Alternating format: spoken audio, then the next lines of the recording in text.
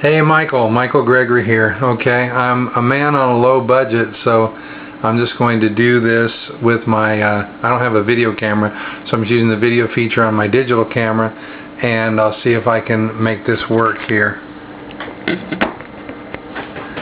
Get this to where you can see everything.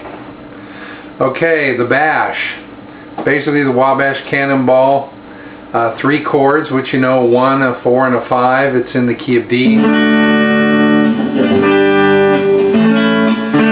D, G, A, and E. The progression.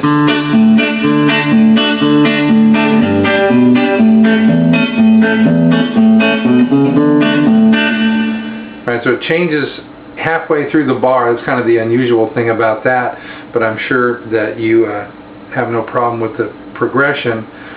Okay, with the lead, with that Steve Morse scale, I use basically a major pentatonic. So that's what it's built on and modified from. So in D, I just take the shape of a G chord, run it all the way up to the 10th fret. So I have a G major in that shape. Right? 1, 2, 3, 5, 6, 1, 2, 3, 5, 6, 1. And then from that you can add the other tones for just a straight D major scale.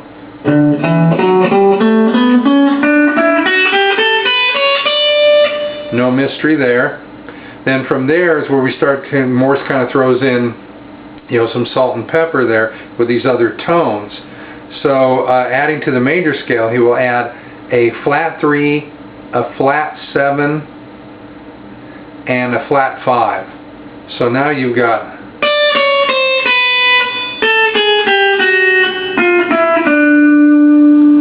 right?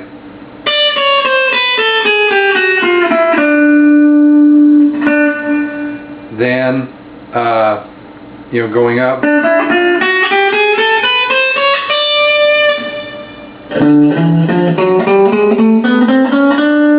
1, 2, flat 3, 3, 4, flat 5, 5, 6, flat 7, 7, 1.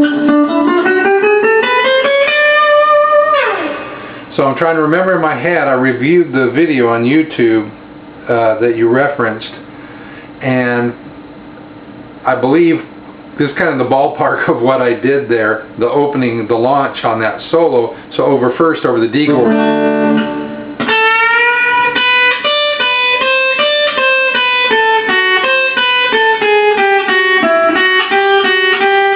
To the G. A,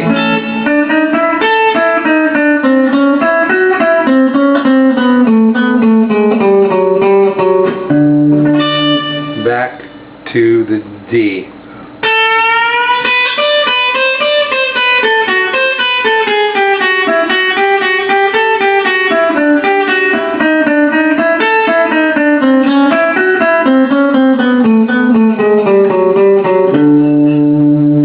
Very chromatic, right?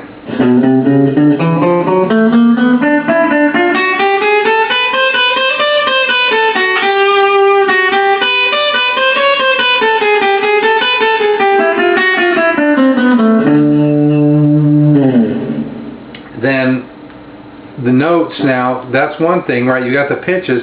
Then there's the added component of motion, which in his playing he borrows a lot, and I do too, from bebop jazz. So there's lots of contrary motion, interpolation, extrapolation,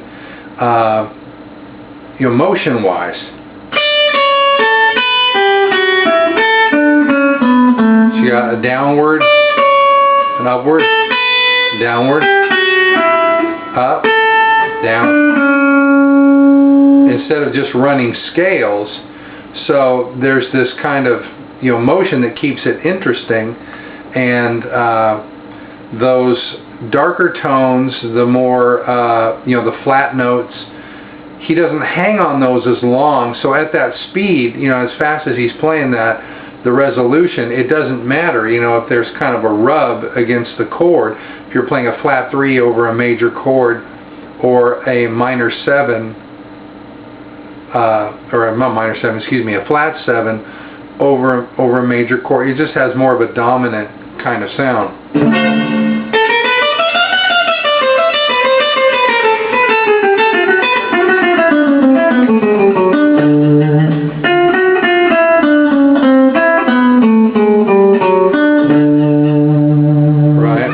Then another Morse-ism that he will use a lot, that he uses a lot there too, is this kind of rock. I call it kind of rocking back and forth.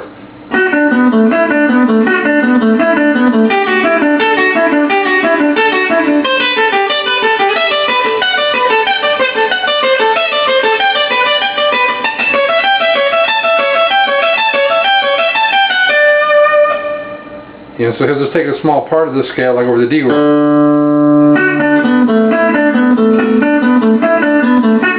Maybe even a flat 3 to the G, to the A,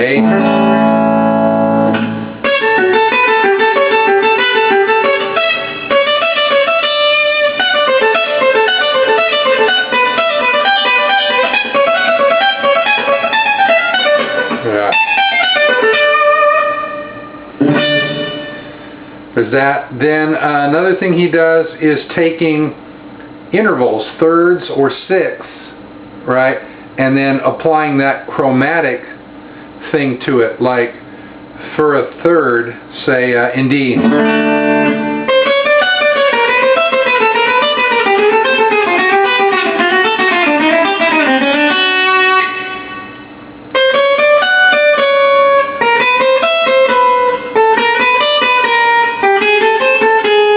Ending on that, it's kind of an ugly note, but it's going by so quick at that resolution that it's really not bad.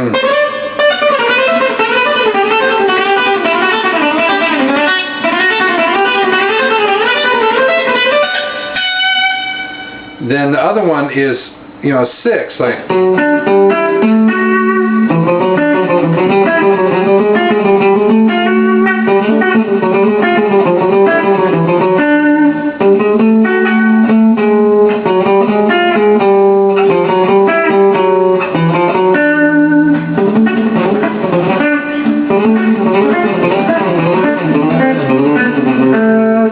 That kind of thing there. So